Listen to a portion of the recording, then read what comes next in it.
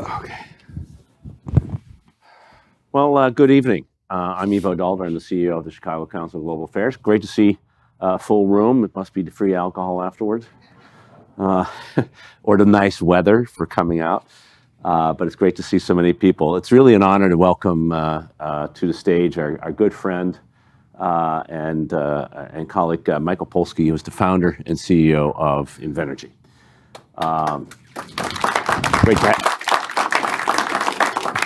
Great to have Michael here. Timely to start talking about energy, given what's happening in the world and what's being debated in Dubai, of all places. Talk about where to go for climate change negotiations, about whether fossil fuels have a future or not. Apparently the Saudis, for some reason, think so, but I don't know why. But that's part of it is of where we are. But we want to talk about the transition. And how to think about where where energy is going. And there's no one better than Michael Polsky to help us do that. He has more than 35 years of experience in the energy industry. He's widely recognized as a pioneer and an industry leader in cogeneration and independent power industry of America. He founded Invenergy in 2001 and previously founded SkyGen Energy, a developer, owner, and operator of natural gas fueled generating plants. So, like I said, no one better than Michael Polsky to help us understand what we're talking about, the transition in energy. Just for the record, this is on the record. The views, however, expressed on this stage, including mine, just to underscore, are those of the speaker and should not be taken as those of the council. So with that, Michael, welcome. Great to have you. Thank you very much. I'm really pleased to be here. So I've given an introduction of who you are, but who are you? Tell us a little bit about the Michael Polsky story, because it's an interesting story that's not just about energy, though energy becomes a key part of it. I just started, you said 35 years experience. When you're young, you add to your experience. And when you're older, you kind of subtract because you want to look younger. I know, but you started very early, right? Yeah. But just a few words. So I was born in Ukraine. I came to U.S. as a refugee in late 70s. But I had education in Ukraine. I went to so-called Kyiv Polytechnic Institute. I got the engineering degree. I came here. I was lucky. I found a job. I always like to tell people I had no money, I had no connection, but I had the biggest asset is my education. So I was interviewed by Bechtel Corporation, big engineering company. They know how to hire foreigners. They don't care whether you speak language or not. They make sure you know formulas. If you know formulas, you can calculate, you're hired. So that was my first experience. Then I learned English a little bit, switched a couple of jobs, ended up in Chicago in 1980, worked for engineering company Fluor, and then you remember there was oil embargo in 75. United States changed the law during the Carter administration. They kind of tried to look at energy efficiency, and they promulgated a law that allowed private generation of power plants. Now, you got to understand, being from Ukraine, it's like looking at airplanes or private power. It's like, oh my God, I can own a power plant. What?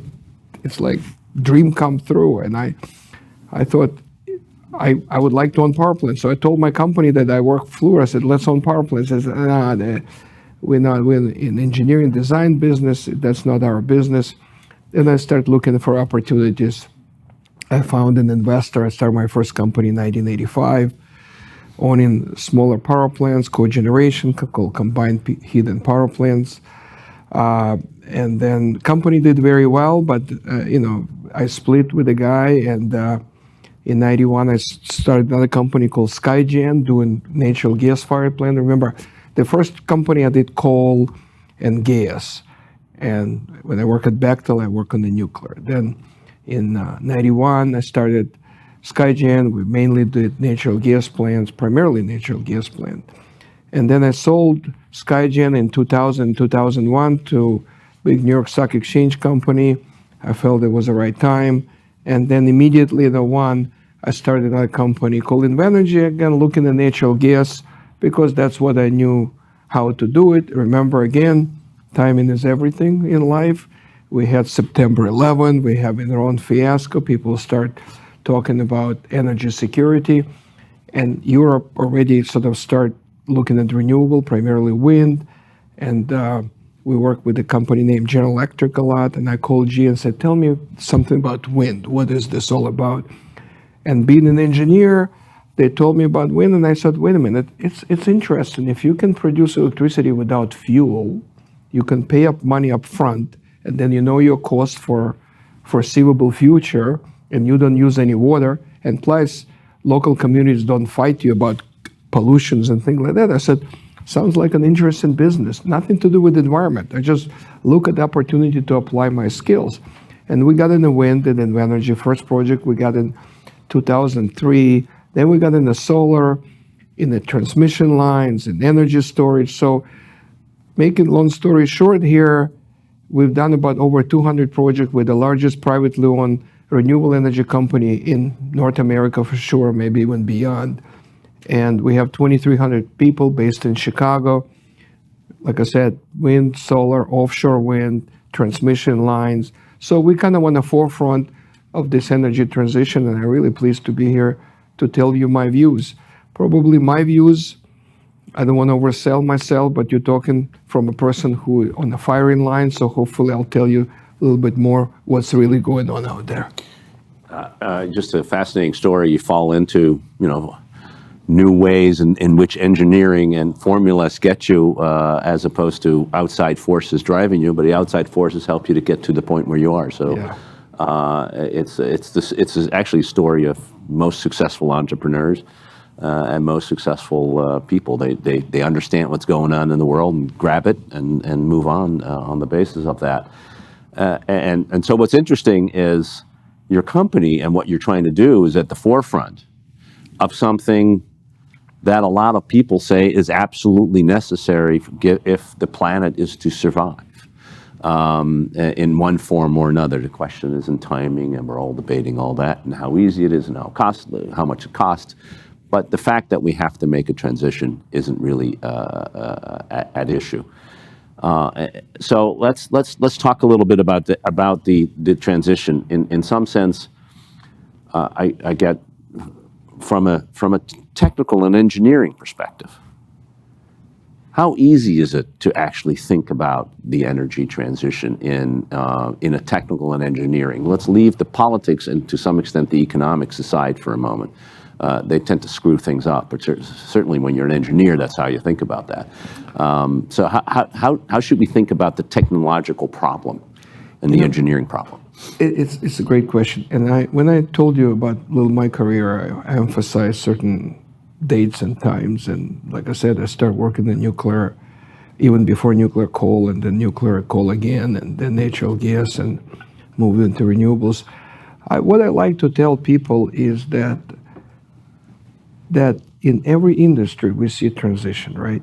I mean, we had radios, and then we got televisions, then we had wireless radios, then we had color televisions, then we had flat screens, then we had flip phones, typewriters from phones. We can go on and on. And in every industry that we operate, transition is accepted, right? Nobody argues that something new and better, is a part of sort of transition. And nobody stops. There's no politics. Politicians don't say, oh, we don't want iPhones, we want flip phones. Nobody says that. Now, energy is very, very different. And here I would like to explain, because this is important, because a lot of people think, oh, why is it good? It's not acceptable. Because in energy, there are two, right? There are primary sources of energy, such as fuel. We take fuel and we convert into something. We convert either in electricity, or we convert into heat, or we convert in some other thermal energy if we produce steel or whatnot. Okay? So when we talk with consumer, right, consumer of energy, we're not talking about primary energy, we talk about what we got as a result. We got electricity, we flip the switch, lights go on. We turn the heat on, stove on, we have natural gas or heat goes on, and we really not questioning where it came, how it was made. So there is no consumer differentiation. So the electrons are the same, the BTUs or units of energy are the same. So there is no this differentiation at the end. The differentiation is where it's coming from and how it's produced. And that's where really consumer is not involved. That's where politics starts and ends.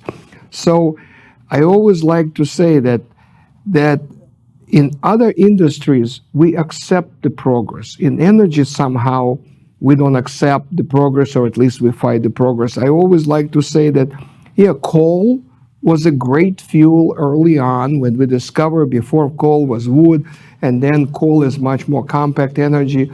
We burn coal, and we had this sort of industrial revolution of 19th and early 20th century was good, that we come up with the oil, which was easier to transport. Then we came back with come up with natural gas, how to extract, which is cleaner fuel, it could be transported and so on. And then we came to the renewable energy, and that's where the politics starts.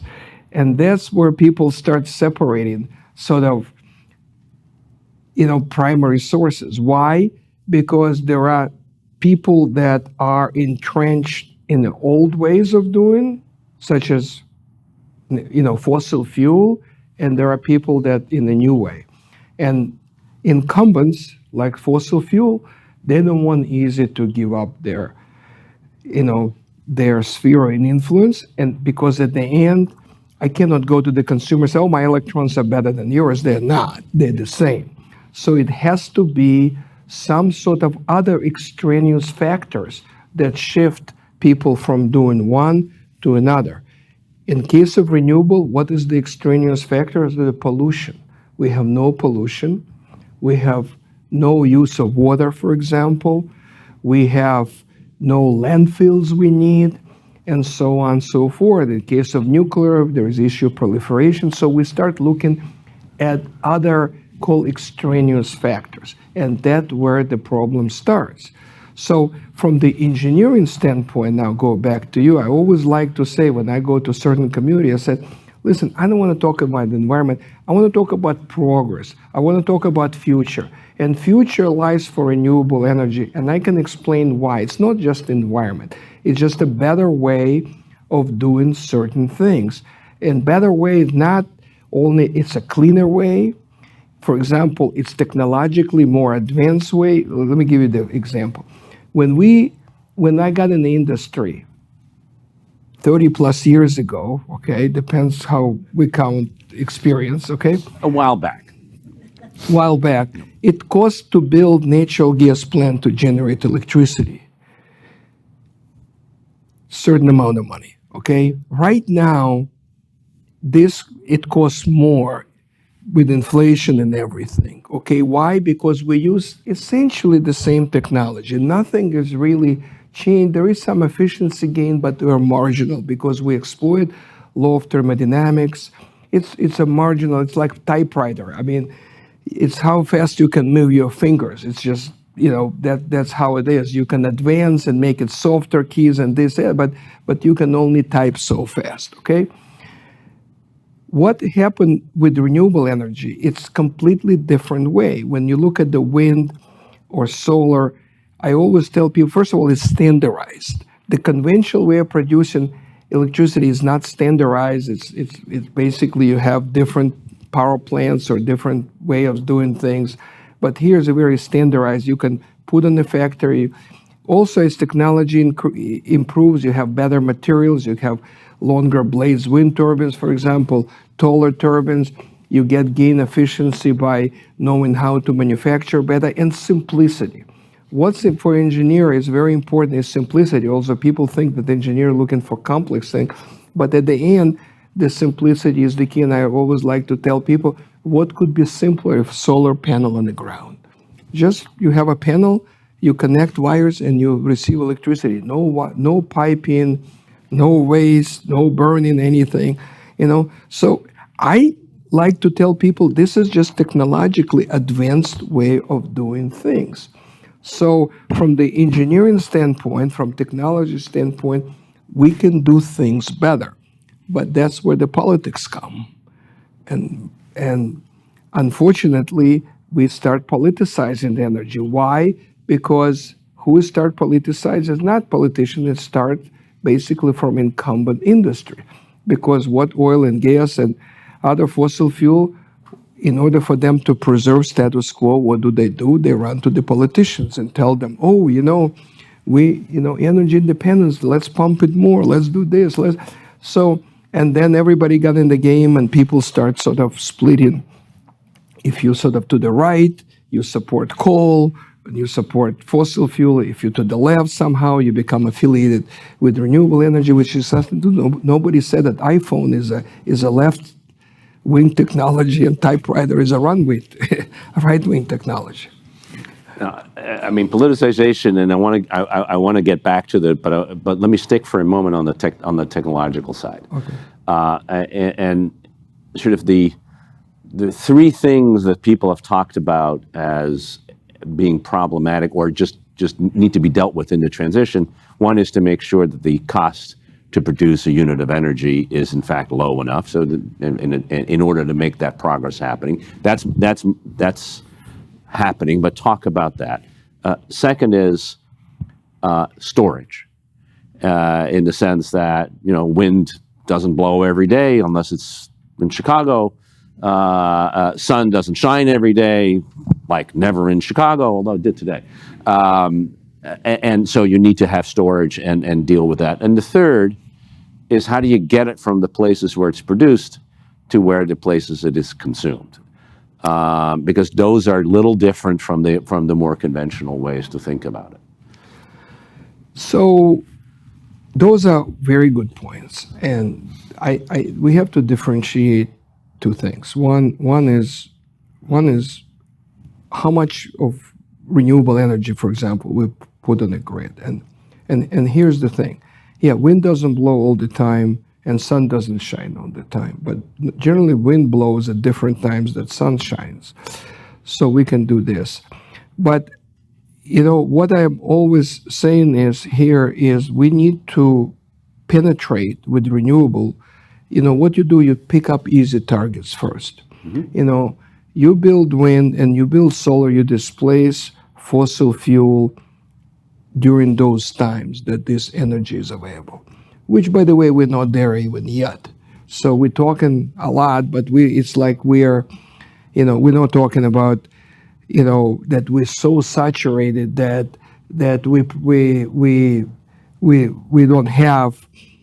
we did not displace all this we already displaced fossil fuel, and somehow wind stops and we have to burn more. So when we pick up easy targets, then as we increase penetration, that's where other technology comes in.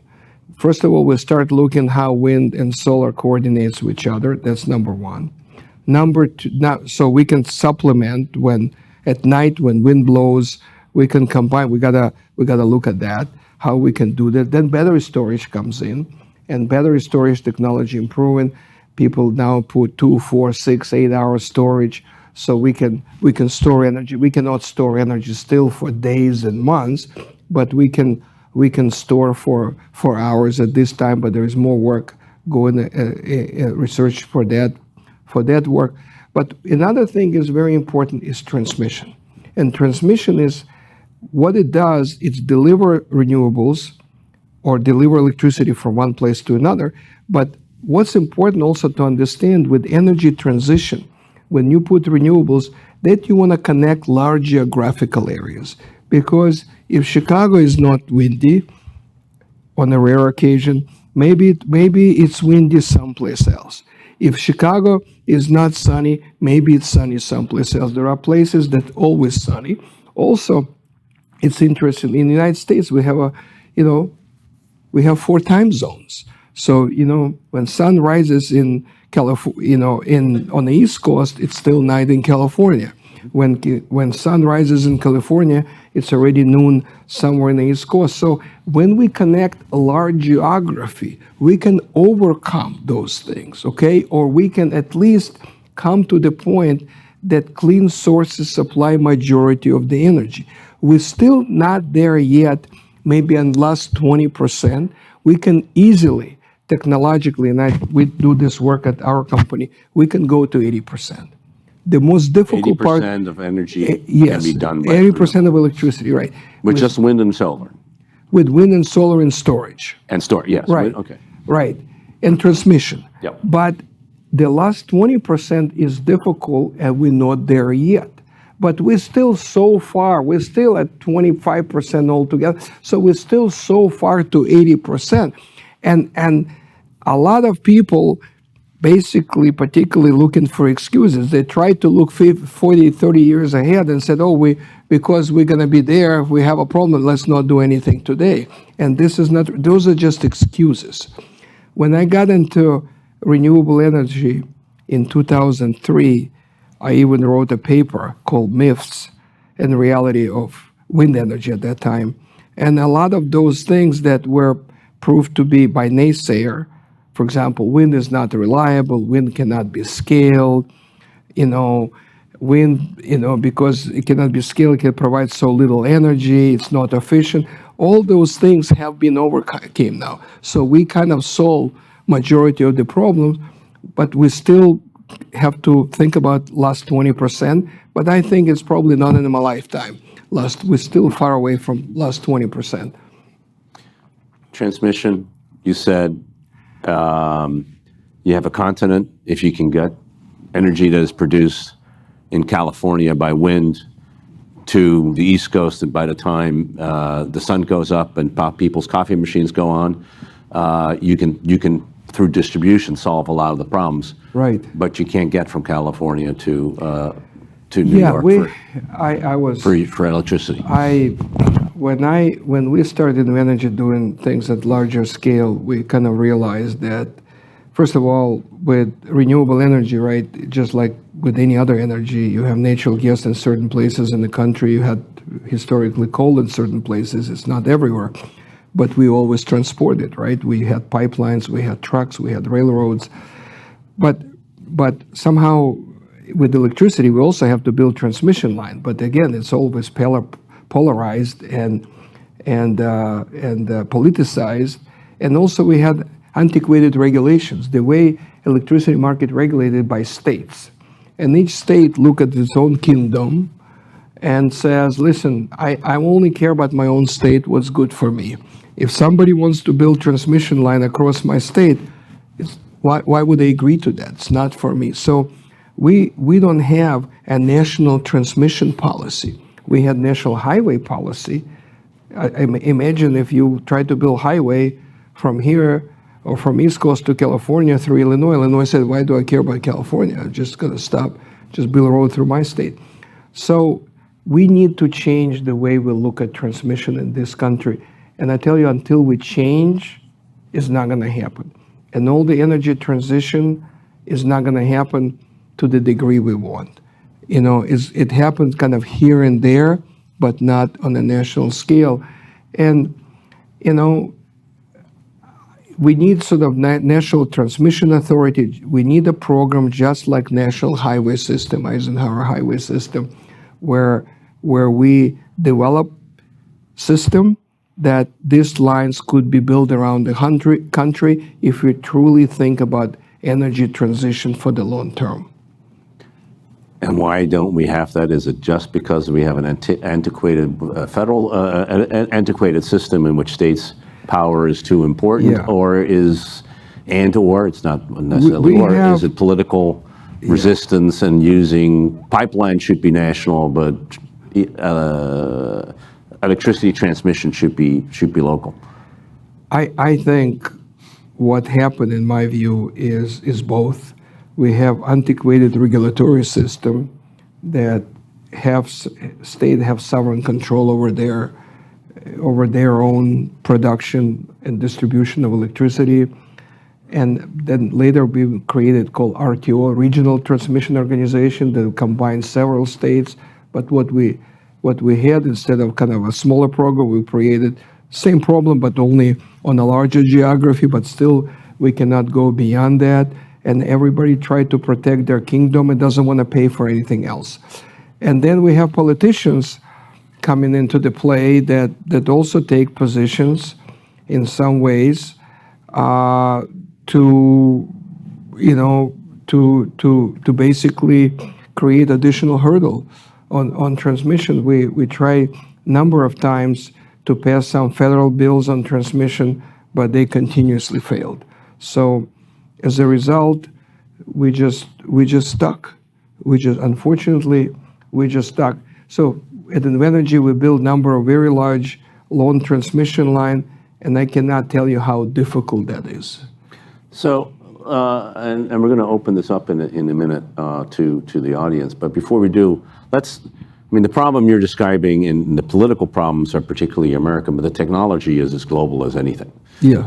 And of course, from an environmental and a climate change perspective, you want the transition not only to happen in the United States, but it needs to happen globally in order to have any impact. So can you talk a little bit about what is happening in other parts of the world when it comes to the transition? And then we'll talk a little bit about what's the impact on sort of the geopolitical impact of these changes.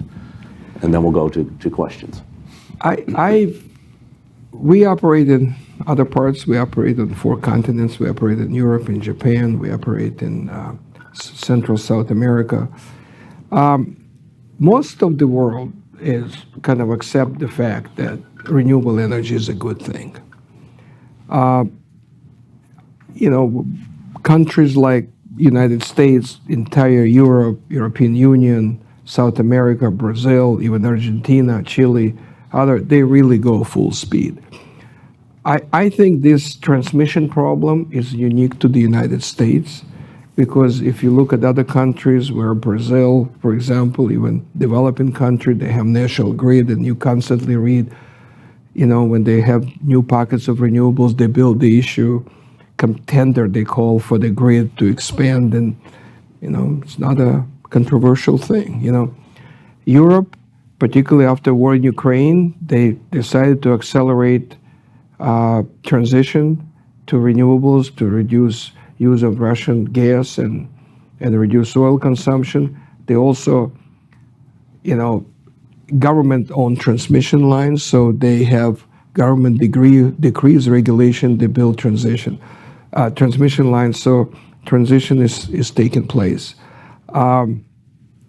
China is a different animal. China still use a lot of fossil fuel, but they build probably more transmission than any other countries, maybe more than other countries combined. They build a lot more solar and wind than United States. For example, they just have a lot of use, and they're moving forward on that. So we from the point of installation of renewable energy, we're not doing that bad. With IRA, called Inflation Reduction Act, we have a lot of stimulus.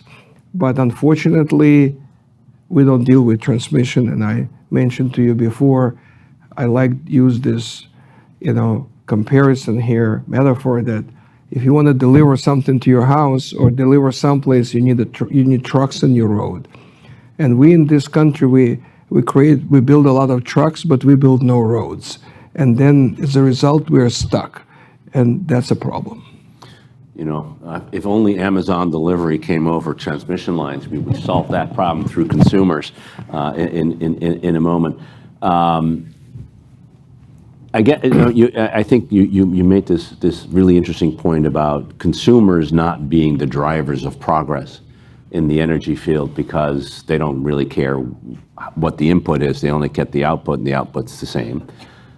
The one thing that's changing that is the politics of climate change.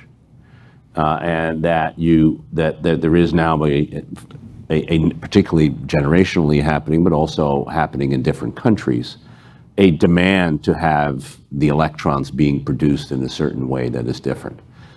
And I wonder, when you look around the world, when you go to Europe, when you go to South America, when you go to Japan and other places, how much is the drive from a climate change perspective that we have to do to transition in order to save the planet becoming a driving force as part of the transition? We know what the debate is here, very polarized and very hard and difficult. But how does it play out in the rest of the world? And how does that then change the nature of the political Yeah. calculus? This is a great question. And if you look, like I mentioned, in other industries, consumers drive or users, it's user-driven transition. In energy, it's always policymaker-driven transition. So Europe, for example, I don't know, I did not do polls, but I know that European governments are fully committed. For whatever reason, they've been committed to, because they don't have their own energy, or they didn't have as cheap of an energy, but early on they become committed to renewables, and after war in Ukraine they were more committed. And they seems to do a good job with their population, that population buys into that. They feel this transition is necessary, but it's always start and driven by the governments, because energy policy, remember, it's a long-term policy. It's not transition from today to tomorrow, it transition from today to 20, 30 years from now. So it's always come from the governments, how progressive government is in energy program. I'm talking energy. So, and that's why you see a lot of elections, right? They said, oh, this person was elected, we're gonna have acceleration. Or this person hasn't been elected, we'll have it, things gonna slower. And even if you look at the European Union, you look at the countries that more sort of looking forward, like Germany, Spain, UK, you have this progress. Countries like Poland, Hungary, Czech Republic, they kind of pulled by the rest of the European Union. So you can see clear politics. China, same thing. I mean, obviously China is a communist country, centrally governed, but it's a lot depends on the government. Japan is an interesting place because there's a lot of nuclear there, that they have Fukushima and they had issues, but generally populations almost everywhere go with the government. And generally in other countries, somehow both sides agree. I would think, from at least my knowledge, and again, I'm not expert on geopolitics in every country, seems to be in energy we're the most polarized place of all. And the reason, because we have very strong fossil fuel industry ourselves, so we are big energy producer, we're energy exporter. So there is a lot more sort of this industry you need to overcome resistance of compared to elsewhere. And this is just how it is. Let's open up the floor, and we'll go to the first question. Please state your name so we know who you are, and then. Geraldine Conrad, and I went to grad school in Texas long ago, but I still pay a lot of attention. And you can't talk about the grid or renewables without mentioning Texas. Rick Perry, not the brightest bulb in the constellation, pushed through renewable legislation, and Texas would have been in the dark if they didn't have renewables. And on the other hand, in the Permian Basin, they are still pushing for more and more fossil fuels, using 1 trillion gallons of potable water in the meantime to do it. And how do we deal with a state that size, with that kind of power, that's not even on the grid with the rest of the country? Yeah, the last point is an interesting point as well, that the fact that Texas is not has its own grid and is not not connected to anything else is a problem. Because that they for found Texas, the way United States also, if you have grid connects to states, then it's subject to called Federal Energy Regulatory Commission policy. Texas does not want to be part of any federal electricity sort of regulatory process. Don't really want to be part of the United States either, for that matter. So that may be right. Okay. But any comment on where Texas? On the other hand, they do have their renewable industries are not small. Yeah, Texas has, and I can comment on Texas. Yeah. I know Texas well. We do a lot of work in Texas. Yeah, Texas benefited from, first of all, you got to understand, Texas is a unique state. There is no siting. You can build. Everywhere you got to go through years of permit. In Texas, you can build things There is no siting, there is no local restrictions. You can build a lot of things. So it's kind of easy to do business, number one. Number two, Texas has great wind. So when you don't even have to do anything. If you can easy build and you have good wind, people do it. Texas early on also did a good job to enhancing their own state transmission system, inside the state. So that also helped. But now also Texas start fighting between renewable industry and fossil fuel, particularly after weather events in Texas. They start pointing fingers who is the problem is. But I think Texas benefited a lot from ease of regulations. Interesting. Sir. Now, if you want a question, just stand in line at the microphone. So, no, sorry. And then we'll come to you. Go ahead. So nuclear has only been mentioned in passing a couple of times. I know with Japan and some of the effects, but it does have a pretty big presence here in Illinois. I was just curious, like, what sort of role do you see nuclear playing in the larger transition? Obviously, nuclear is emission-free, but it's not a problem-free. One big problem with nuclear is cost. The cost of existing nuclear plants, because they built in 70s and 80s and some even in 60s, is relatively low because they were built to different standards. It was cheaper. So the cost of new nuclear plants is multiple what cost renewables, okay? And this is also interesting. In fact, like Southern Company just recently built nuclear plant. I think their initial projection was like 6 billion, then 8 billion, then 12, now it's 18. So its cost is astronomical. So it's much higher cost, and it's very difficult to contain the cost because, again, everything is not standardized. There is I call a lot of brick and mortar. There are a lot of regulations. So I think nuclear energy could play the role, but I think cost would be major impairment. But it's also interesting on the political side, right? The politicians that feel that they don't like renewable because it's high cost, some believe, they happily approve nuclear plants that cost 3-4 times as much because politically they like nuclear versus renewable. So again, everything is politicized, unfortunately. Interesting. Sir. Yeah, hi, Matt Witkowski.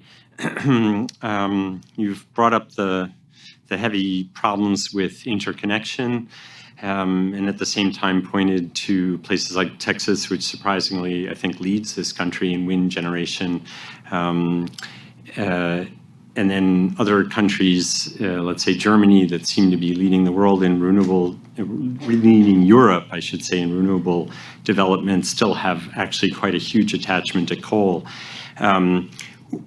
Could you imagine a scenario in which one could work around those restrictions and at the same time sort of surprising bright spots by thinking internationally about the problem, a sort of a renewables version of an OPEC cartel, where you might be able to connect countries, let's say by transatlantic cable, and put offshore wind and then be servicing both, the Atlantic seaboard in the US and Western Europe, or a NAFTA-style arrangement where the same way that water, let's say, is shared on the Colorado River with Mexico, certainly not without its challenges, but nevertheless it happens, that there could be transmission lines that cross countries. So we could, to speak to your point about having the ability to, supply solar energy when the sun's up over there to a place that's still in the dark,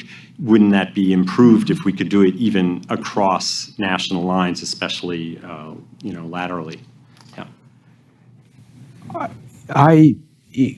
Certainly what you say is theoretically possible. There have been some discussions, for example, to build a lot of solar in deserts, Sahara Desert, and move electricity up north to Europe. But again, countries agree on things. Now I'm telling you, in the United States, we cannot agree on state by state. So what you brought a good point, that if you have a will, we can solve these problems. One thing I'm optimistic today, we should never run out of energy. A lot of older people here like me who were told at school we have only oil for 25 years and natural gas even for less. Now we happen to have longer, but oil will end at some point. There is maybe not 25, maybe 50, not 50, 75. But we have other sources. So I feel optimistic of what you said, that we can solve it. We can take piece of Southwest United States, we can supply a lot of solar energy. But it's all about political will and countries willing to work in together. I mean, we can see the world now is even more difficult than it used to be, and reliance on somebody else is something that people don't want to do much. So, I mean, it's possible, but I don't think it's feasible at this point. Hi, Michael. I'm Sarah Elizabeth, and I've spent the last 20 years working on a project here in Chicago that's the first to be producing all of its own energy through clean renewable resources that we just launched this fall. And you have been an inspiration to us as we've embarked on this project. But I'm curious, what gives you hope? What are the global beacons and the innovators that give you hope for the next 35 years? And how can we be enabling more of that to happen here locally in Chicago? What needs to happen? I mean, energy obviously is much broader than Chicago, but I would not be in this business if I would not feel optimistic. I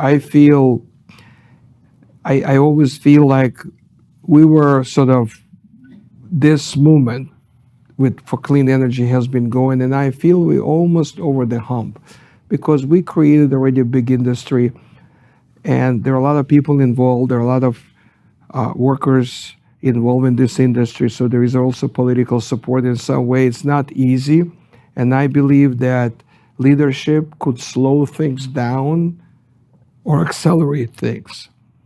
You know, given election here next time, depends who will win. We can have slowdown or acceleration, but we cannot stop it. This is a natural progress, I believe. As I mentioned, you cannot stop technology. Eventually, it will prevail.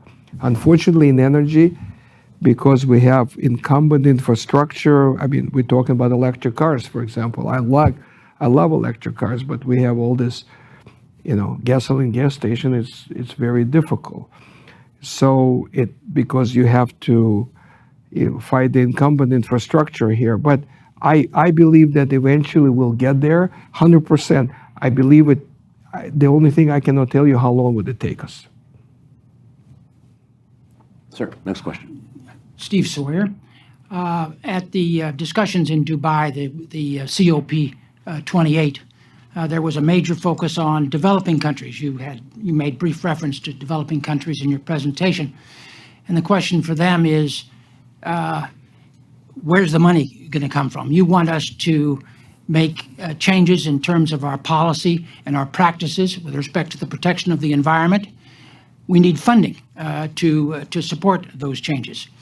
And over the past 50 years, that proposition has been recognized but resisted by nations with resources. There's now this notion of the climate fund that has arisen. I haven't seen it in its final details, but the draft that was published is not promising. In any event, I wanted to get your perspective on the issues that are presented for developing countries. The availability of funding to provide for renewable resources. Where's that money coming from, and what's the cost of that money? And then related to that is a story that appeared in the New York Times today, and the headline was, "Projects for Offshore Wind Stall as Supply and Funding Suffer."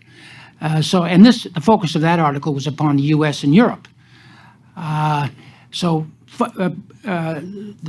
The flow of money from the rich to the poor, from those that is a huge issue on the world stage today. I'd like your comment on it.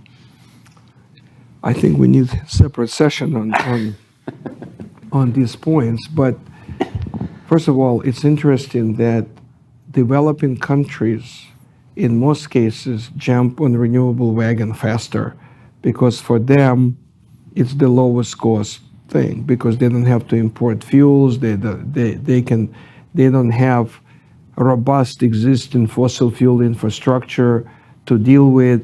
So I feel if you look through developing world, unless it's oil-rich country or gas-rich country, they all embrace renewable energy. The question, though, is money. And that's where the problem is. But it's not just money for build. But energy is one area for them. But just general building the country, the food, the shelter, the other things, it's also an issue. So I think they're facing similar issues.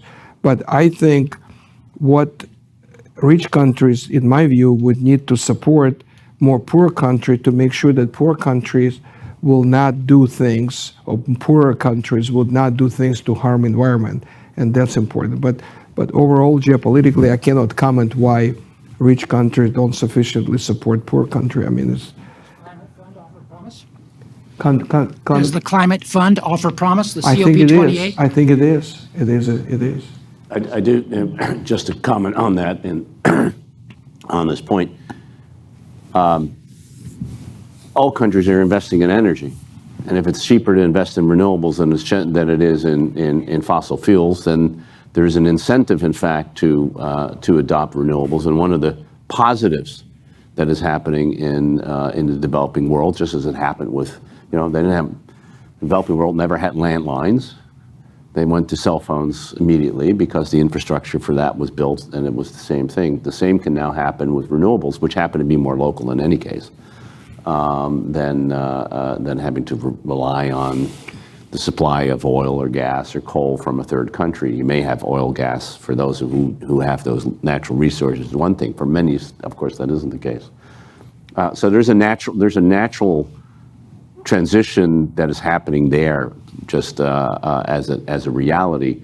The problem really is in those countries, and that's the industrial world and China and India, that have now relied on building the fossil fuel infrastructure to change that over time. We're running out of time, so we're going to take the next 3 questions. And the nice thing when you take 3 questions is you decide which ones to answer. So. Well, sorry about me sitting in the front. I didn't see the line, so at the back. My name is Pankaj Shah. I worked 40 years in the energy sector, a senior director at Honeywell UOP, another local company. So just, I think most people don't know that Chicago gets lots of its power from nuclear, and Texas has more wind than any other state.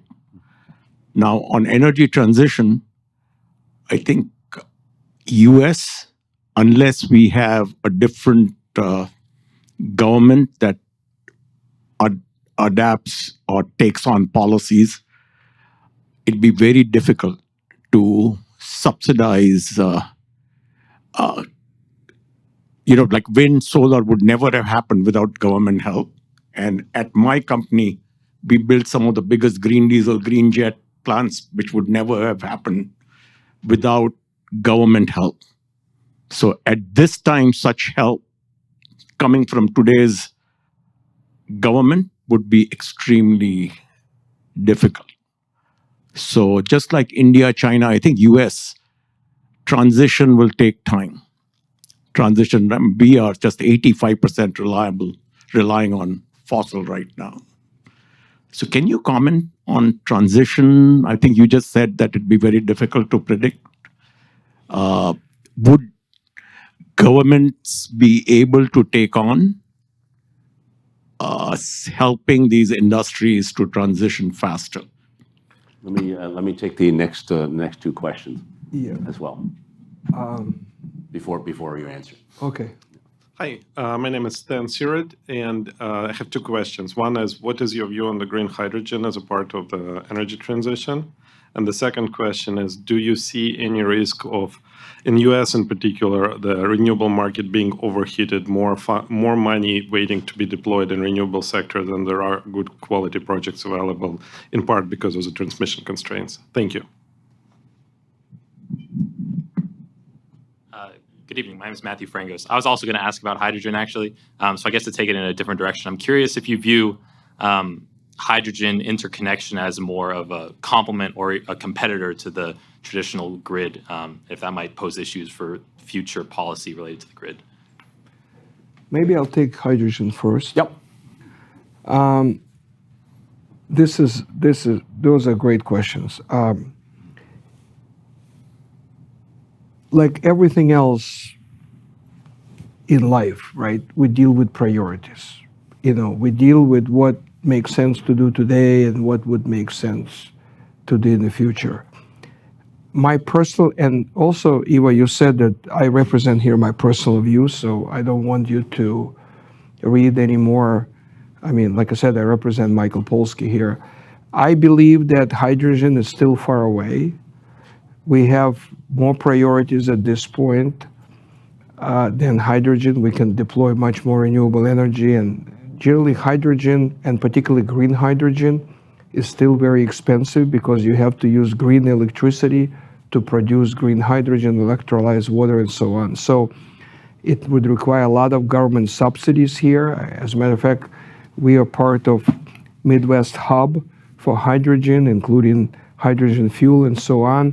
But I believe that it still needs a lot of government subsidy, and in my view, it would take long time to deploy hydrogen because it's just still very expensive to do. And like I said, we have to deal with the prioritization here. I don't think at this point hydrogen poses the risk of displacing sort of some traditional infrastructure. But on your question of subsidies, this is another very interesting and misunderstood point here. When I got in the renewables, wind was subsidized, despite in many cases it was cheaper than fossil fuel. And the reason it was subsidized, because we have infrastructure, we had monopolies of people that rely on that wanted fossil fuel. And what government did, and this is sort of kind of indirect way to stimulate, they subsidized, they reduced the price of the renewable even more so those that not necessarily wanted renewables, they feel, oh, listen, it's such a bargain, I'm gonna get it. So some of the subsidies are not really designed to make something more competitive. Some of the subsidies designed to simply penetrate the market. It's like, these shoes have price, maybe I don't need shoes, but I'll buy it anyway, So this is a tricky question. While oil and gas has been subsidized for centuries, okay, or since inception of this industry. So I mean, we always had government with a policy of subsidizing as a stimulant to certain things. At this point, we still subsidize, but we're not, company like mine and others, they don't get subsidy. The consumer gets subsidy. The consumer gets renewable energy as a means of lower price. Now, what government could have done, they could have said, and in some state, we will require a certain amount of renewables to be on the grid regardless of the cost. That would be kind of mandate.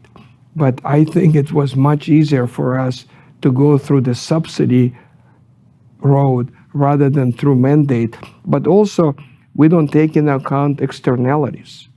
Cost to environment, cost of greenhouse gas, we don't value this. We still don't have carbon tax, and I'm not advocating for, but what you're saying, we don't have a way to equate, right? Cost of coal electricity, cost of renewable electricity could be the same, but can anybody says that it's same impact of an environment of both? No.